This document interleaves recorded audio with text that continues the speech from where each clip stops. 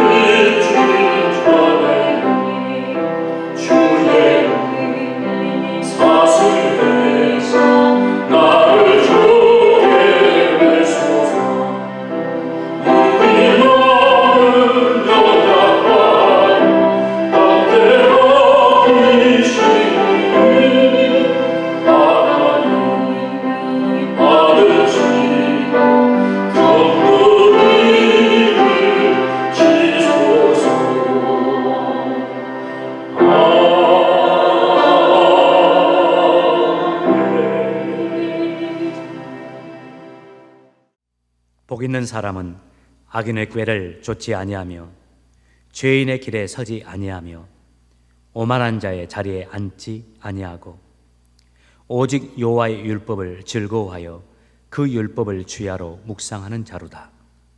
저는 시냇가에 심은 나무가 시절을 쫓아 과실을 맺으며 그 잎사귀가 마르지 아니함 같으니 그 행사가 다 형통하리로다. 악인은 그렇지 않으며 오직 바람에 나는 교와 같도다. 그러므로 악인이 심판을 견디지 못하며 죄인이 의인의 회중에 들지 못하리로다. 대저 의인의 길은 여호와께서 인정하시나 악인의 길은 망하리로다. 아멘. 지난 6월 한 달을 저희들과 동행하시면서 저희들의 삶을 인도하시고 붙잡아 주신 아버지 하나님, 오늘 주의 날, 주의 전에 나와 그리고 가정에서 주님 앞에 마음을 드리며 예배드리며 6월 한 달을 마감할 수 있는 은혜를 주심을 감사를 드립니다. 주님, 오늘도 저희들의 마음을 주장하사 저희들 온 마음을 다해 하나님께 예배 드릴 수 있도록 주님 인도해 주시고, 저희들이 드리는 이 예배를 주님께서 친히 임재하사 이 예배를 받아 주옵소서. 신령과 진정으로 각자가 주어진 삶의 현장에서 예배 드릴 수 있도록 도와주시고, 오늘 드리는 이 예배를 통하여 하나님의 영광을 받으실 뿐만 아니라 또 저희들을 위해서 예배하신 하나님의 큰 은혜 저희 모두에게 허락해 주옵소서. 감사할 수 있도록 우리의 마음을 주장해 주시고, 찬양할 수 있도록 우리 입술을 열어주시며, 겸손히 주의 말씀 들을 수 있도록 우리의 마음을 겸손하게 인도해 주옵소서. 주님 찬양하고 감사하며 예수님의 이름으로 기도합니다. 아멘. 모두 함께 우리의 신앙을 고백하겠습니다. 전능하사 천지를 만드신 하나님 아버지를 내가 믿사오며 그 외아들 우리 주 예수 그리스도를 믿사오니 이는 성령으로 잉태하사 동정녀 마리아에게 나시고 본디오 빌라도에게 고난을 받으사 십자가에 못 박혀 죽으시고 장사한 지 사흘 만에 죽은 자 가운데서 다시 살아나시며 하늘에 오르사 전능하신 하나님 우편에 앉아 계시다가 저리로서 산자와 죽은 자를 심판하러 오시리라. 성령을 믿사오며 거룩한 공예와 성도가 서로 교통하는 것과 죄를 사여 주시는 것과 몸이 다시 사는 것과 영원히 사는 것을 믿사옵나이다. 아멘. 우리 다 같이 자리에서 일어나셔서 찬양하도록 하겠습니다.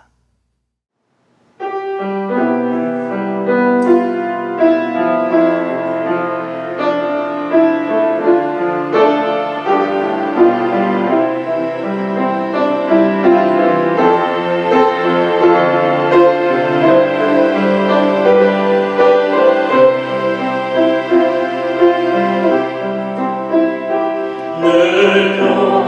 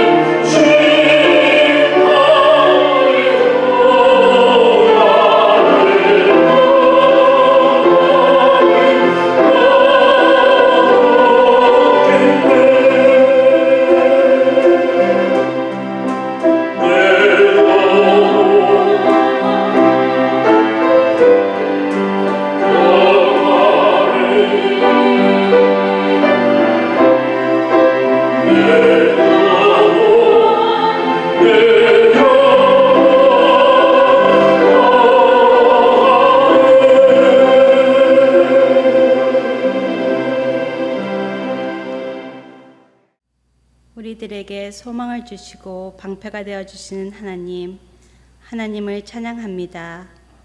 매 순간 사랑으로 인도하시고 이끌어 주시며 역사하시는 하나님을 찬양하며 믿음으로 지난 한 달 살아갈 수 있게 해주셔서 감사하고 또 새로운 일들을 기대하며 한 달을 열어주시는 하나님 은혜에 감사합니다.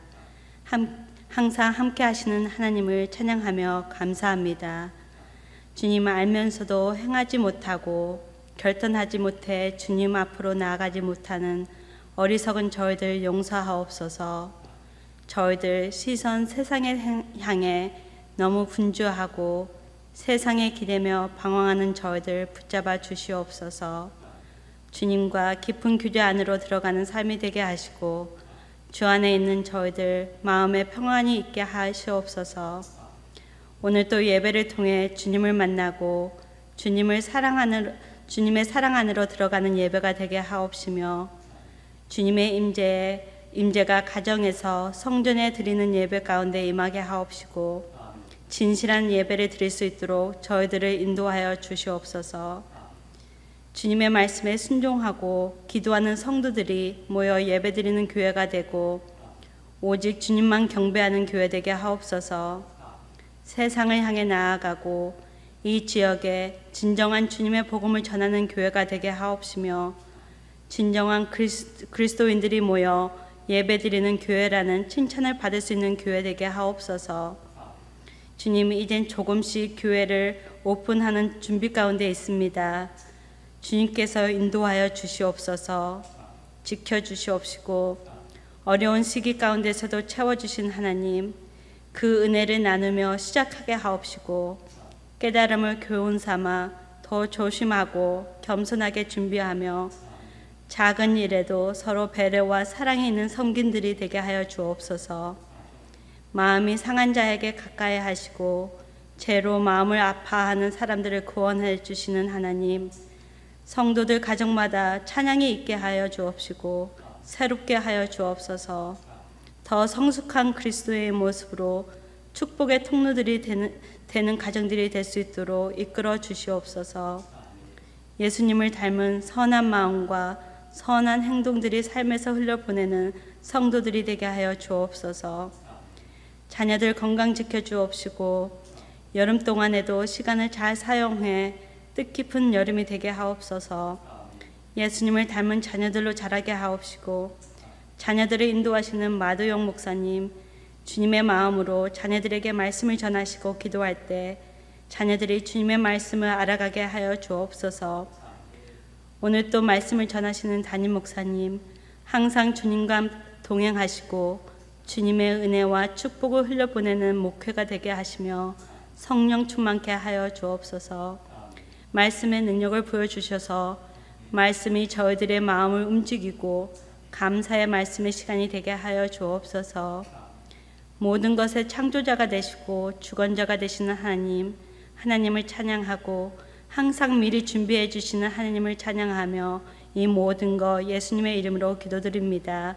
아멘. 교회에서 광고의 말씀을 전해드립니다. 첫 번째, 본당 주일 예배 구역별 오픈 안내입니다. 이제 팬데믹이 조금씩 수그러져 가고 있고 곧 저희 교회가 오픈되리라 믿습니다.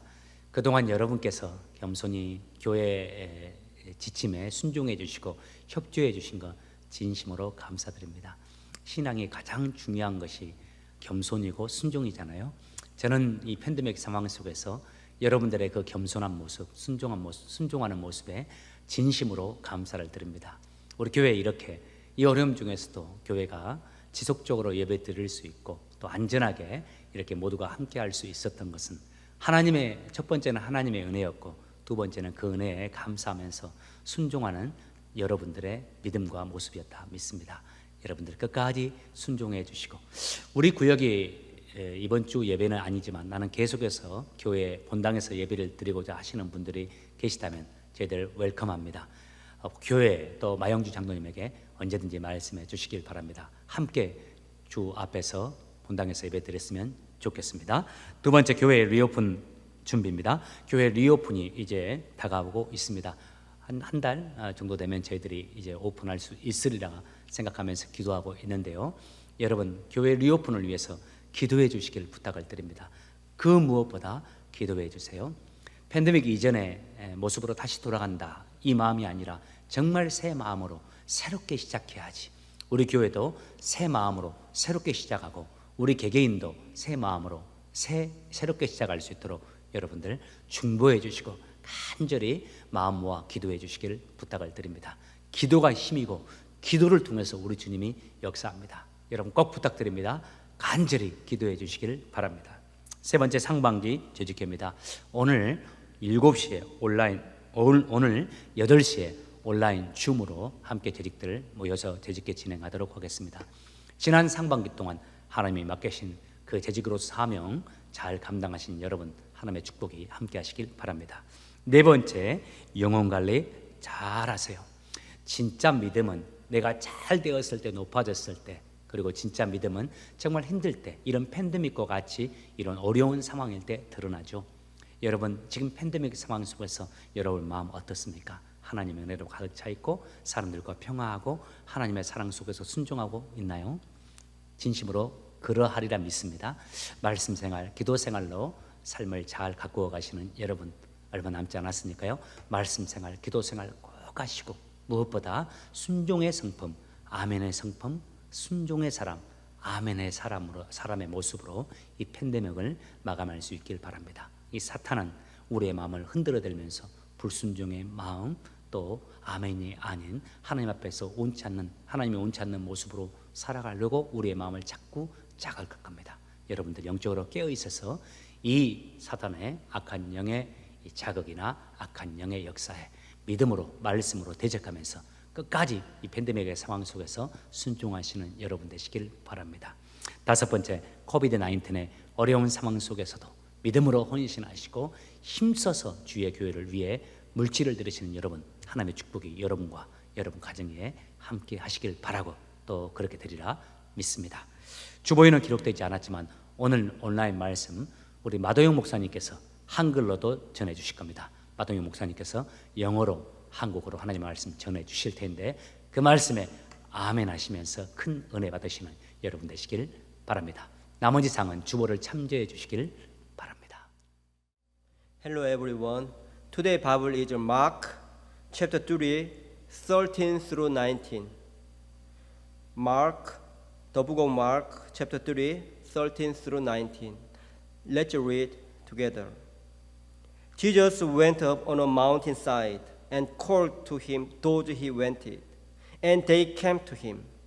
He appointed 12 that they might be with him, and that he might send them out to preach, and to have authority to drive out demons.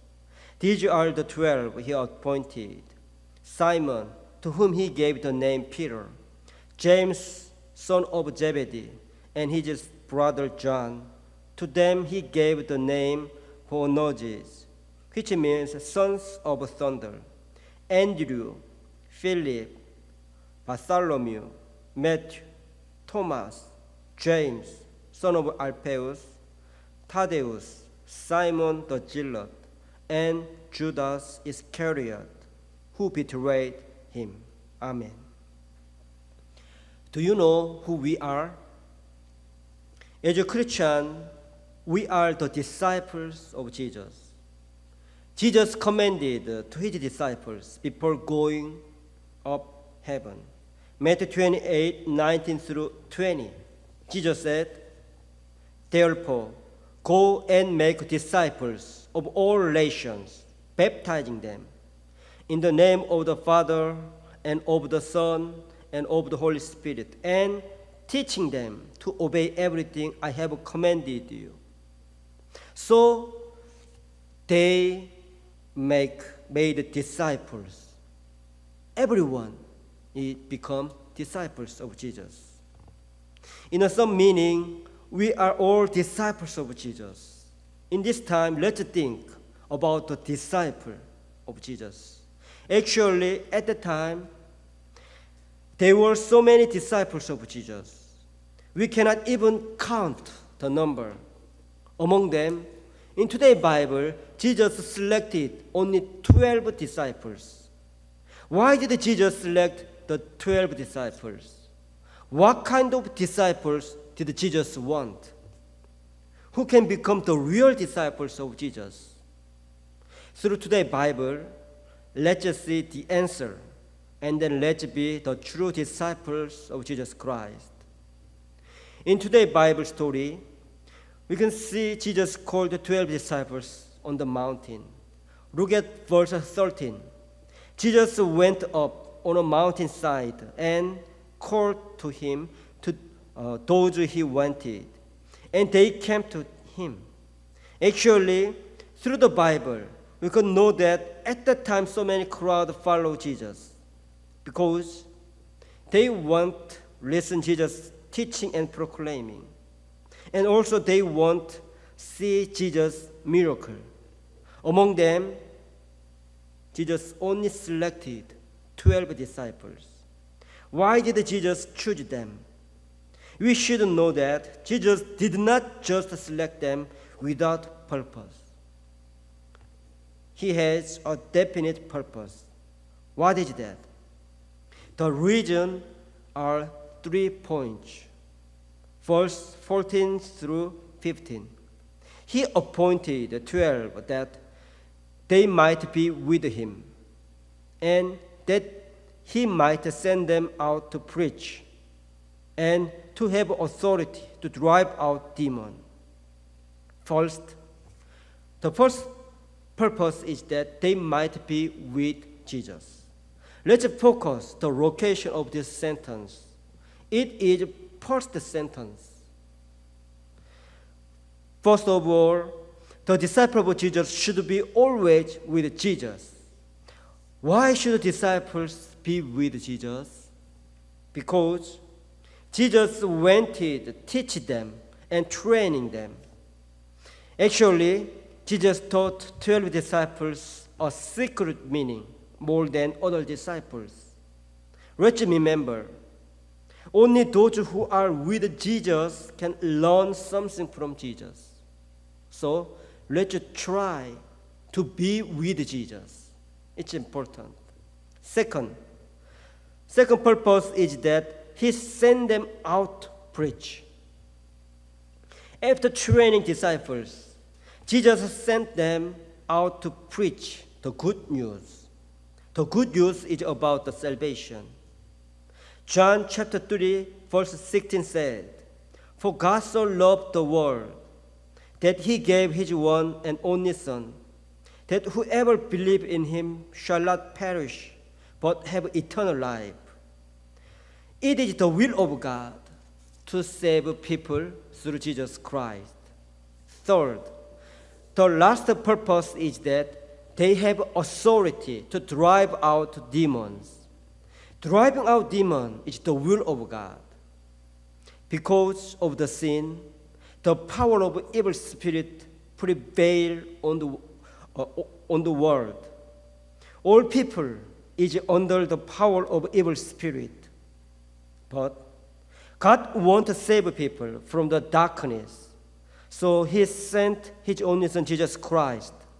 Through Jesus Christ, God wants to defeat the darkness and save people. So Jesus gave the authority to drive out demons to his disciples. Let's summarize this purpose. All purpose concentrated on preaching the good news for saving people. It is the will of God to rescue people from death. As a disciple of Jesus, what should we do? Today, Bible shows us. First, we should be with Jesus Christ. We should try to be with Jesus. It is the first purpose of Jesus, choosing his disciples. Look at verse 14. It's the first purpose of selecting disciples. How can we be with Jesus? Actually, Jesus wants us to walk with Him. Let's think the moment of walking with your friends. When we walk with them, we should have the same direction and same mind. If you have another mind and another direction, you cannot walk with them. In the same way, let's walk with Jesus with the same direction and same mind with Jesus Christ. Jesus always focusing on the will of God. So he loved the Bible and obeyed to the will of God. In the same way, if you want to be with Jesus, you also should have the same method. We need to love the Bible and read the Bible. After knowing the will of God, we should obey the will of God. If so, we can abide in the will of God and in Jesus Christ. Second, we should preach the good news to others. What is the good news? It is about the salvation news through Jesus Christ.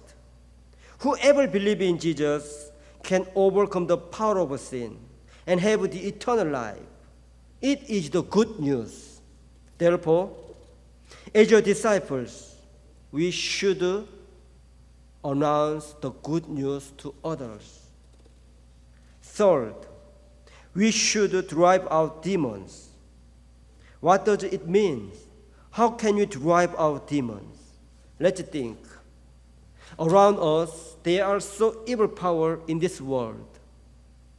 We should fight against the evil power, which is from demons. Actually, we are weak to fight against them. So we cannot overcome the evil power. But look at verse 15. Jesus gave the authority to drive out demons to his disciples. In the same way, if we become the disciple of Jesus, if we are with Jesus, if we preach the good news, Jesus would give us the power to drive out the evil power. Don't be afraid of the evil power. Although it seems powerful, we can overcome them with the power of Jesus Christ. James chapter 4:7. Submit yourself to God. Resist the devil, and he will flee from you. Today we saw who are the real disciples. Jesus wants us to be the real disciples. I hope we all know the will of Jesus and let's live according to the will of God by being with Jesus, by preaching Jesus, and by overcoming the evil power. If so, Jesus will be pleased with you, and he will be with you forever. 아멘. 할렐루야. 오늘 우리가 읽을 하나님의 말씀은 신약 성경 마태복음 24장 32절에서 44절 말씀입니다. 마태복음 24장 32절에서 44절 말씀 우리 다 같이 한 목소리로 읽겠습니다. 무화과 나무의 비유를 배우라. 그 가지가 연해지고 새 잎을 내면 여름이 가까운 줄 안다. 마찬가지로 이 모든 것이 일어나는 것을 보면 인자가 가까이 와 문 앞에 있는 줄을 알아라. 내가 너희에게 진정으로 말한다. 이 세대가 지나가기 전에 이 모든 것이 일어날 것이다. 하늘과 땅이 없어질지라도 내 말은 결코 없어지지 않을 것이다. 예수님께서 다시 오실 때 그 날과 그때는 아무도 모른다. 심지어 하늘의 천사와 아들까지도 모르고 오직 아버지께서만 아신다. 노아의 때처럼 인자가 다시 올 때도 그와 비슷할 것이다. 홍수가 나기 전 노아가 배에 들어가기 전까지도 사람들은 먹고 마시며 장가가고 시집가며 지냈다. 홍수가 나서 모든 사람들을 쓸어가기 직전까지 사람들은 전혀 깨닫지 못하였다. 인자가 올 때도 그와 같을 것이다. 두 사람이 밭에 있는데 한 사람은 데려가고 다른 사람은 남겨둘 것이다. 두 여자가 맷돌을 갈고 있는데 한 사람은 데려가고 다른 사람은 남겨둘 것이다. 그러므로 항상 깨어 있어라. 왜냐하면 언제 너희 주님께서 오실지 너희가 알지 못하기 때문이다. 이것을 명심하여라. 만약 도둑이 언제 들어올지 집 주인이 안다면 미리 준비를 하고 도둑이 집에 들지 못하도록 할 것이다. 그러므로 너희도 준비를 해야 한다. 인자는 생각지도 않은 때에 올 것이다. 아멘. 요즘 세상이 돌아가는 모습을 보면 이 세상의 끝이 멀지 않았다라는 생각을 한 번씩 하게 됩니다.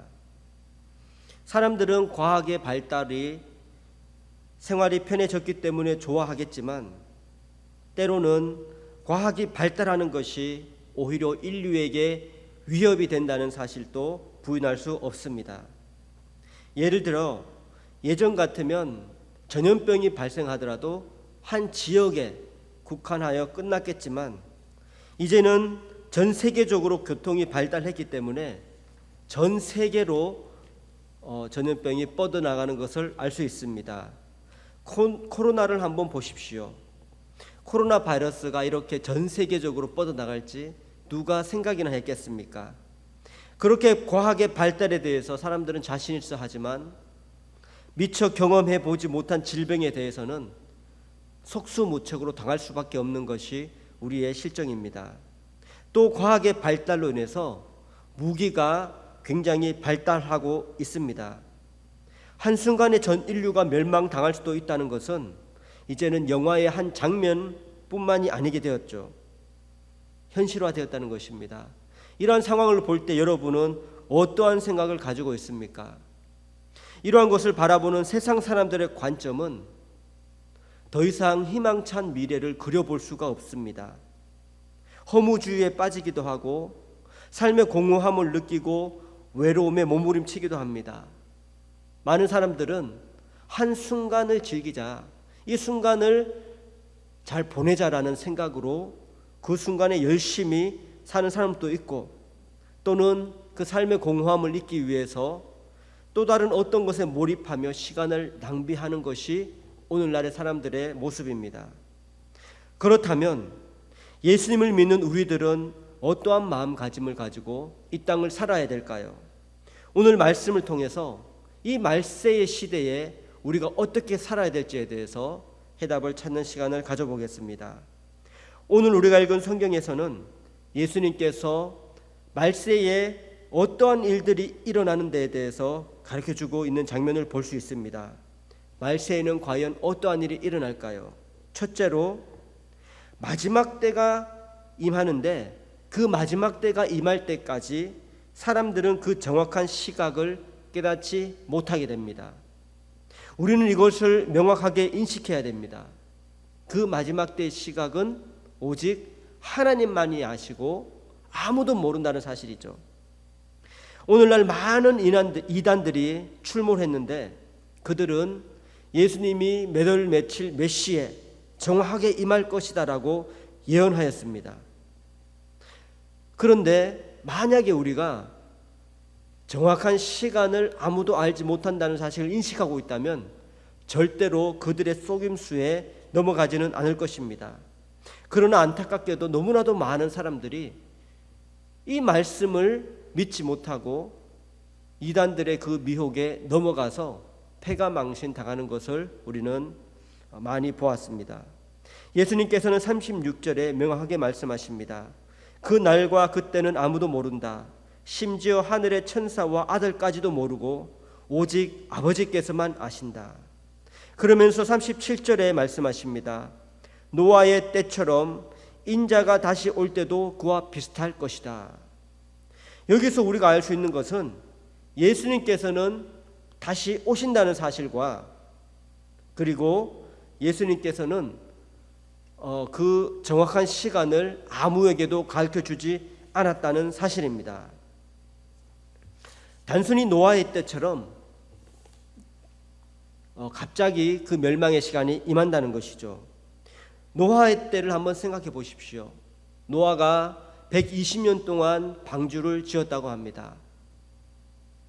방주가 완성하고 그리고 하나님께서 이제 곧 그 심판의 시간이 임박했음을 노아에게 알려주셨죠. 노아는 열심히 거기에 대해서 사람들에게 전파했을 것입니다. 그럼에도 불구하고 홍수가 직접 엄청난 비가 내리고 홍수가 나기 직전까지도 사람들은 그 경고에 대해서 인식하지 못하고 자기가 하고 싶은 대로 살았다는 것이죠. 이처럼 예수님의 재림은 임하기는 임할 것인데 정확하게 언제 임할지는 아무도 모른다는 사실을 우리는 인식해야 됩니다. 하지만 또 예수님께서는 말씀하시기를 무화과 나무의 비유를 통해서 인자의 그 때를 정확히는 알 수 없지만 어렴풋이는 알 수 있다라고 말씀하고 계십니다. 무화과 나무의 가지가 연하여지고 잎사귀가 나오면 여름이 가까워 온 줄을 알게 됩니다. 이처럼 마지막 때가 되면 성경이 마지막 때에 대해서 예언한 그 사실들이 이 땅 가운데 빈번하게 발생하게 된다는 것이죠. 그 징조에 대해서 예수님께서는 다음과 같이 말씀하십니다. 33절에 보면 마찬가지로 이 모든 것이 일어나는 것을 보면 인자가 가까이 와 문 앞에 있는 줄을 알아라. 그렇다면 이 모든 것이 일어나는 이 모든 것이 무엇을 말하는 것일까요? 마태복음 24장 5절에서 12절에 이 모든 것에 대해서 나오는데 그때가 되면 많은 사람들이 와서 이렇게 말합니다. 내가 바로 그리스도다 라고 하면서 많은 사람을 속일 것이다 라고 그렇게 말합니다. 또 전쟁의 소식이 자주 들려오고 민족과 민족이 싸우고 나라끼리 또 싸움을 합니다. 세계 곳곳에 기근과 지진이 발생하고 그때 사람들이 기독교인을 핍박하기 시작하고 심지어 죽이기까지 합니다. 더 나아가 기독교가 사회에 미움을 받는 그런 위치에까지 가게 되죠. 많은 사람이 실족하기도 하고 서로 미워하며 또 서로 간의 사랑이 식을 것입니다. 또한 불법이 더욱 많아지고 많은 거짓 예언자들이 일어나서 사람들을 속이게 된다라고 예수님은 미리 말씀하셨습니다. 이 모든 것을 종합해 볼 때 오늘날에 일어나는 것과 너무나도 유사하다는 것을 우리는 인식할 수 있어야 합니다. 그리고 세 번째로 말세에는 어떤 일이 일어나게 될까요? 40에서 41절 말씀에 보면 두 사람이 밭에 있는데 한 사람은 데려가고 다른 사람은 남겨둘 것이다. 두 여자가 맷돌을 갈고 있는데 한 사람은 데려가고 다른 사람은 남겨둘 것이다 라고 이렇게 말하고 있습니다. 즉 그때에는 데려가는 자가 있고 남겨두는 자가 있다는 것이죠. 사실 이것이 데려가는 것과 가지 않는 것이 무슨 차이가 있냐라고 반문할 수도 있겠지만 노아의 비유와 연관해서 살펴보면 한 사람은 방주에 들어갈 것이고 한 사람은 방주에 들어가지 못한 채 거기에 그냥 남겨둔다는 것이죠. 그러면 어떤 일이 일어납니까? 이제 비가 내리고 홍수가 일어나면 그 남겨둔 사람은 반드시 멸망당할 수밖에 없다는 것이죠. 구원을 얻지 못하게 된다는 것입니다. 이는 정말 무서운 경고의 메시지입니다. 우리가 확실히 짚고 넘어가야 할 것은 하나님께서는 성경 말씀을 통해서 구원의 메시지를 끊임없이 말씀하고 있는데 이 구원의 메시지의 전제는 모든 사람이 죽을 수밖에 없다는 사실을 전제하고 있습니다. 사람은 자기 죄로 인해서 심판을 받고 죽어야 할 당연한 운명에 처해졌기 때문에 세상에 사는 모든 사람들은 죽을 수밖에 없다는 것이죠. 하지만 하나님께서는 그 사람들 가운데서 구원을 베풀기 위해서 구원의 메시지를 선포하고 계십니다. 그것이 바로 하나님의 뜻이라는 거죠. 마치 노아가 방주를 지으면서 또는 방주를 지은 다음에 믿지 않는 사람들에게 구원의 메시지를 목이 터져라 외치는 것과 같다는 것이죠. 소돔과 고모라가 멸망하기 전에 롯은 주위 사람들에게 그리고 심지어 자기의 사위들에게 임박한 심판을 피해야 한다. 이제 곧 짐을 싸고 짐조차도 싸지 말고 이제 곧 뛰쳐나가야 된다라고 간곡히 권한 것과 같습니다.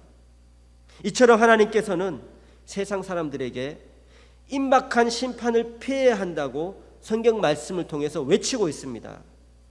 그런데 세상 사람들의 반응은 어떠합니까? 그들은 하나님의 말씀에 귀를 기울이기보다는 자신의 유익을 쫓아서 하나님의 말씀에 귀를 닫아버립니다. 심지어 성경에 명확히 하나님의 뜻이 계시되어 있고 밝히 드러나 있는데도 불구하고 그것에 반하는 정책과 사회 문화를 만들어서 그렇게 살아가고 있습니다. 이러한 것이 바로 오늘날의 세상의 모습이라는 거죠. 이런 상황에서 우리 성도들은 어떻게 살아야 될까요? 첫째로 우리는 하나님의 시간 계획과 하나님의 뜻을 밝히 깨달아야 합니다. 하나님께서는 자신의 계획을 우리에게 상세하게 알려주셨습니다. 성경 말씀을 통해서 우리는 그 하나님의 뜻을 발견할 수 있는 거죠. 하나님께서는 천지를 창조하시고 그리고 지금도 다스리고 계시다는 것, 그리고 마지막 때가 되면 예수님의 재림과 더불어 이 세상은 심판을 당하고 사라질 것이라는 것, 그리고 새 하늘과 새 땅이 다시 임할 것이라고 큰 것을 우리에게 가르쳐주고 있습니다.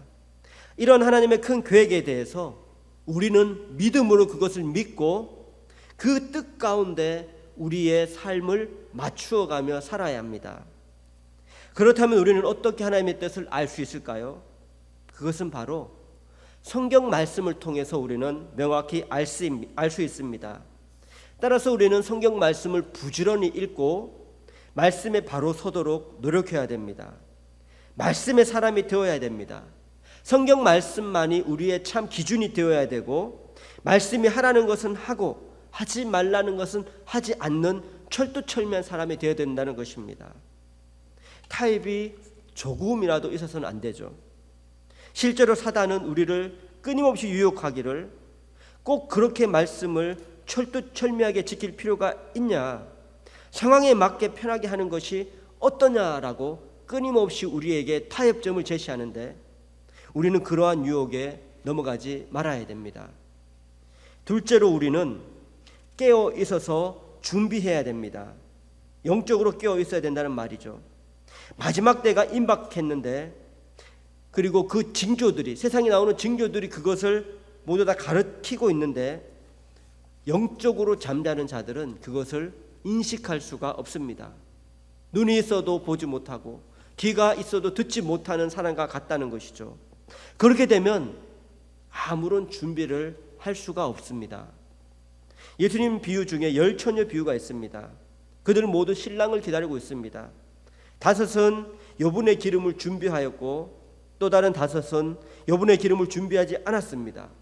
결국 준비한 자, 여분의 기름을 준비한 자만이 신랑이 왔을 때에 같이 갈 수 있었다는 거죠. 겟세마네 언덕에서 예수님께서 기도하실 때에 제자들에게 말씀하십니다. 시험에 들지 않게 깨어 있으라, 기도하라 라고 말씀하시죠. 그러나 제자들은 깨어 있지 못했습니다. 그들은 잠에 취해서 잠을 자고 말았죠. 그때 예수님이 말씀하십니다. 마음은 원이로되 육신이 약하니라. 이처럼 우리가 평소에 아무리 결심하고 다짐하고 원하고 바란다 할지라도 영적으로 깨어있지 아니하고 평소에 준비하지 않는다면 앞으로 우리에게 다가올 큰 시험에 대해서 우리는 이겨낼 수가 없게 된다는 것이죠. 과연 겟세마네 언덕에서 잠을 청하던 제자들은 예수님이 잡히던 그날에 모두 겁에 질려 도망가 버리고 말았습니다. 심지어 수제자인 베드로는 예수님을 3번이나 부인하는 그러한 비겁한 모습을 보이고 말았습니다. 이처럼 우리는 너무나도 연약하고 약하기에 평소의 장담만으로는 우리는 그 시험을 이길 수가 없습니다. 이 사실을 안다면 우리는 준비해야 되는데 어떻게 준비해야 될까요? 그것은 바로 기도 생활이라는 것입니다. 왜냐하면 기도를 통해서만이 우리가 하나님의 뜻을 알고 우리가 하나님으로부터 힘을 얻을 수 있기 때문입니다. 어찌 보면 기도는 우리에게 있어서 손해가 아니라 유익입니다. 하나님이 우리에게 큰 특권을 허락해 주셨다는 것이죠. 우리 교회에서도 금요 기도회를 통해서 그리고 새벽 기도를 통해서 기도의 시간을 공동체가 가지기를 노력하고 있습니다. 혼자 기도하기 힘들다면 최소한 교회에서 하는 이 공적 기도 시간에 참석하도록 한번 노력해 보십시오. 이런 기도조차도 하지 않으면 우리는 다가올 시험에 대해서 믿음으로 이겨낼 수가 없을 것입니다.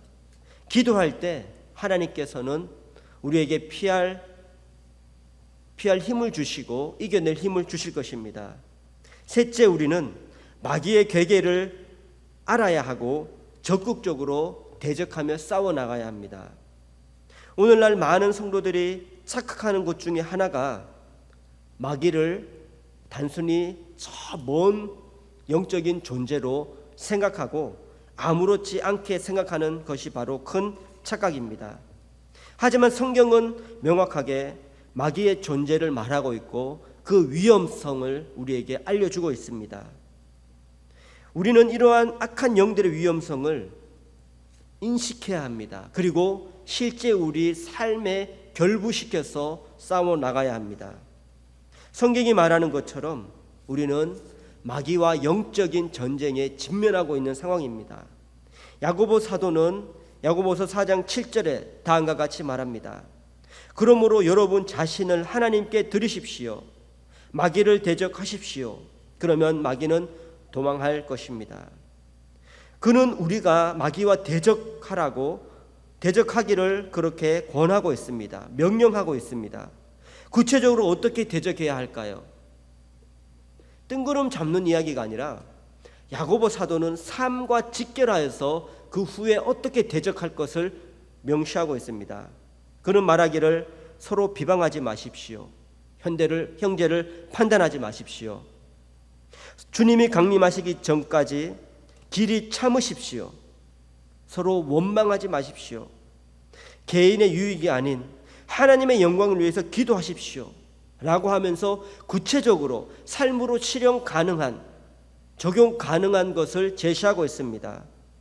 이처럼 야고보 사도는 마귀와 대적하는 것과 우리가 실제적으로 삶 가운데 실천해야 되는 것을 연결하여서 우리에게 말하고 있다는 것이죠.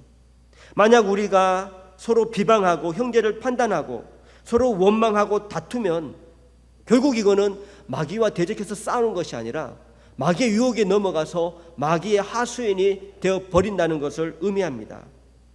따라서 실제 삶 가운데서 하나님이 기뻐하시는 것과 하나님이 기뻐하시지 않는 일을 우리는 구분해야 됩니다.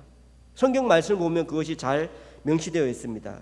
그리고 적극적으로 마귀와 대적하는 그러한 삶을 살아야 합니다.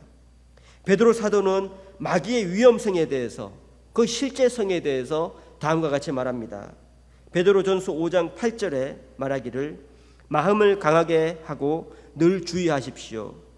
원수 마귀가 배고파 으르렁거리는 사자처럼 먹이를 찾아 돌아다니고 있습니다. 이것이 우리가 처한 상황입니다.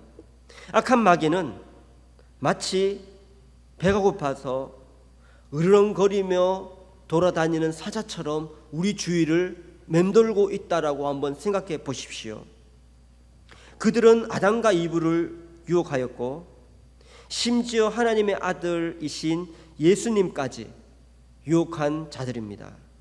그들은 하나님의 권능을 알고 있음에도 불구하고 끝까지 반항하고 할 수만 있으면 하나님을 따르는 우리 믿는 자들을 유혹해서 넘어뜨리려고 자기 노예 삼으려고 그렇게 하는 자들이 바로 악한 마귀입니다. 그들은 분명 강한 존재이고 우리의 힘으로는, 우리의 의지로는 도저히 이겨낼 수 없는 상대입니다.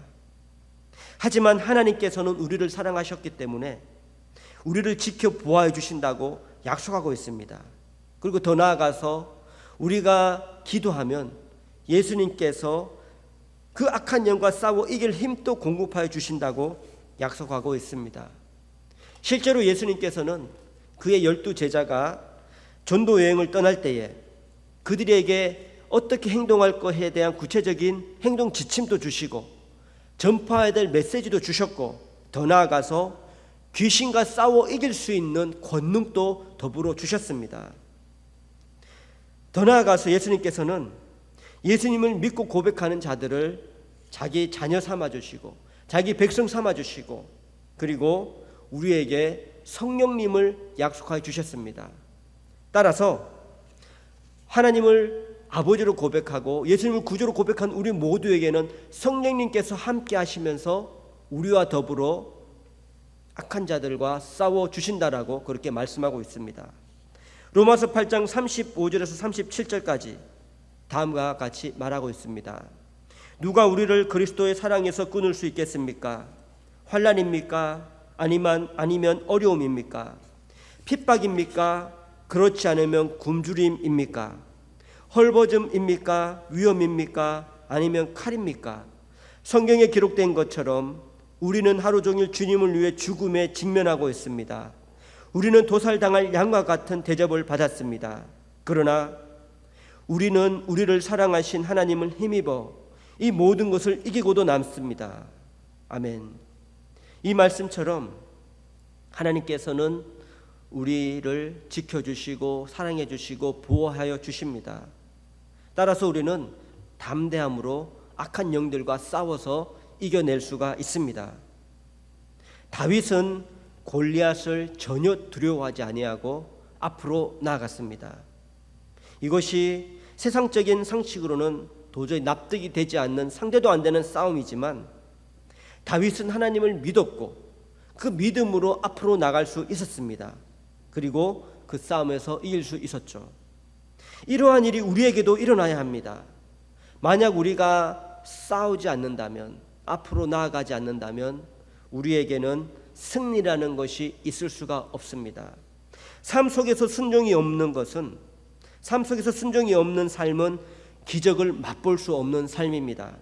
따라서 여러분의 삶 가운데 하나님의 일들이 이루어지도록 우리는 순종하며 노력해야 합니다. 성경을 보면 자신의 문제를 해결하고 질병을 고침받은 사람들은 누구나가 상관없이 모두가 믿음으로 예수님 앞에 나아가서 간구했습니다. 그리고 예수님께서는 그 믿음을 보시고 내 믿음대로 될지어다 라고 하시면 그 질병이 고침받았죠. 마찬가지입니다. 삶 속에서 진실한 순종이 없는 지식만의 믿음은 아무런 변화를 만들 수 없습니다. 여러분이 정말 하나님의 능력을 믿으시면 그 믿음대로 한번 생각하고 행동하시기 바랍니다. 그럴 때에 예수님이 함께해 주실 것입니다. 오늘 우리는 말세를 살아가는 우리의 자세에 대해서 말씀을 통해서 살펴보았습니다. 바라기는 우리 모두가 예수님이 인정하는 그러한 믿음과 그러한 모습으로 악한 영들과 적극적으로 싸워서 이기시기 바랍니다. 그래서 하나님 나라를 확장하며 주님께 영광 돌리는 성도들이 되기를 주님의 이름으로 간절히 축원드립니다. 다 같이 기도드리겠습니다. 사랑이 많으신 하나님 아버지, 감사드립니다. 죄악 가운데 죽을 수밖에 없는 저희들을 주님의 보혈의 피로 인하여 구원하여 주시고 하나님의 자녀 삼아 주시고, 그리고 항상 날마다 돌보시고 인도하여 주시고 힘주심을 감사드립니다. 오늘 말씀을 통해서 이 말세에 어떻게 우리가 살아야 될지에 대해서 다시 한번 깨닫게 되었습니다. 이 시대에 주님의 뜻을 바로 깨닫고 살아갈 수 있도록 주님 도와주시옵소서. 특히 말씀을 사랑하게 도와주시고 더욱더 부지런히 읽게 도와주시고 그 가운데 선포된 대로 순종하는 삶을 살 수 있도록 도와주시옵소서. 또 기도를 열심히 하되 기도를 통하여서 주님의 뜻을 깨닫고 주님이 주시는 풍성한 은혜를 받게 도와주시고 이 땅 가운데서 영적인 전투에 임하여서 승리할 수 있는 우리 모두가 될 수 있도록 주님 도와주시옵소서. 또 무엇보다도 주님이 우리에게 원하시는 복음 증거를 통하여서 아직도 주님을 모르는 그런 자들에게 생명 말씀을 전함으로써 그들 역시 주님을 받아들이고 구원을 얻는 역사가 우리 교회 가운데 넘칠 수 있도록 도와주시옵소서. 감사드리며 살아계신 예수 그리스도 이름으로 간절히 기도드리옵나이다. 아멘.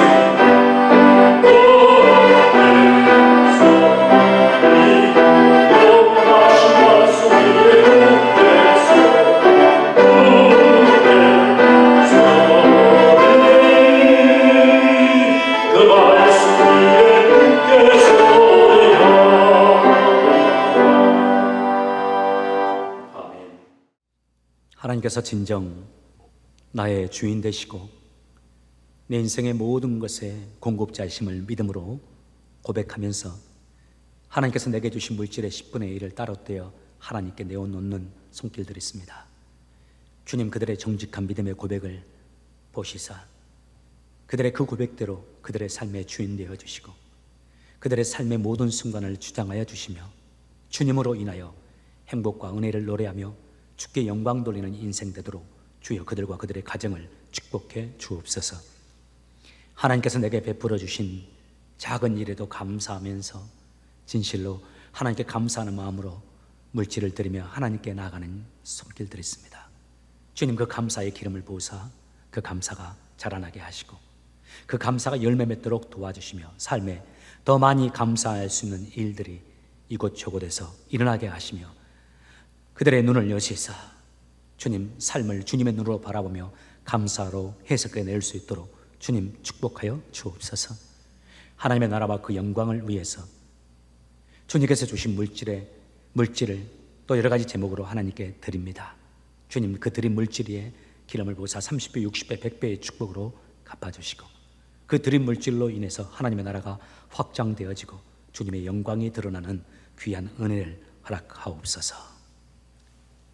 이제는 우리에게 생명 주신 우리 구주 예수 그리스도의 은혜와 우리를 사랑하시되 영원토록 끝까지 사랑해 주시는 우리 하나님의 크신 사랑과 항상 우리와 동행하시면서 우리의 삶을 인도하시고 우리를 가르치시고 우리의 삶 가운데 항상 함께 하시는 성령님의 감동 감화 역사하심이 나의 교만을 물리치고 항상 겸손히 주님을 따르기를 원하고 내 심령 가운데 하나님의 말씀을 새기며 그 말씀대로 순종하며 살기로 다짐하는 사랑하는 성도들과 그들의 가정 위에, 그들의 삶의 터전 위에, 그리고 주께서 세우신 가장 귀한 공동체 주님의 몸된 주 찬양 교회 위에 지금으로부터 영원토록 함께 계실지어다. 아멘.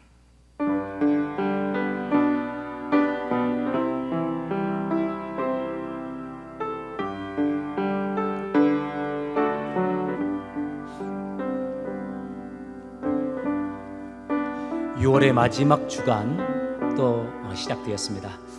6월 주의 말씀을 붙잡고 말씀 안에서 잘 마감하시는 저와 여러분 되길 원합니다. 항상 내 뜻과 내 의지대로, 내 판단대로 행하지 아니하고 주의 말씀대로 주님의 뜻을 새겨보면서 주님의 뜻대로 행하는 저희들 되길 원합니다. 시험에 들지 않는 우리들 되길 원하고 주님 앞에 성령으로 깨어서 기도하면서 모든 것을 주님께 영광 돌리는 결과로 나타날 수 있는 저희들의 인생 되길 원합니다. 여러분 한 주간 승리하십시오. 감사합니다. 축복합니다. 다음 주 시간에 뵙겠습니다.